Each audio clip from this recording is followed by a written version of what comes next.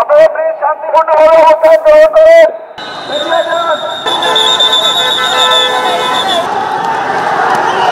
আমরা এই মুহূর্তে রয়েছি রাজধানীর মহাখালীতে। আমরা যে দৃশ্যটি এই মুহূর্তে দেখতে পাচ্ছি, আন্দোলনকারী শিক্ষার্থীরা কিন্তু সেনাবাহিনীর সামনে বসেই স্লোগান দিচ্ছেন এবং তারা তাদের এক দফা দাবি বাস্তবায়নের জন্য কিন্তু স্লোগান দিচ্ছেন। আমরা যে দৃশ্যটি দেখতে পাচ্ছি, শিক্ষার্থীরা, আমরা যেমনটি তথ্য পেয়েছি, বেশ কয়েকটি স্কুল, কলেজ এবং কয়েকটি ইউনিভার্সিটির শিক্ষার্থীরা এই মুহূর্তে কিন্তু এখানে এসে অবস্থান নিয়েছেন এবং যেহেতু এলাকাটিকে নিরাপত্তা দেওয়ার জন্য আইন শৃঙ্খলা রক্ষাকারী বাহিনীর পাশাপাশি সেনাবাহিনীও এখানে নিয়োজিত রয়েছে। আমরা দেখতে পেয়েছি সেনাবাহিনী তাদেরকে শান্তভাবে এবং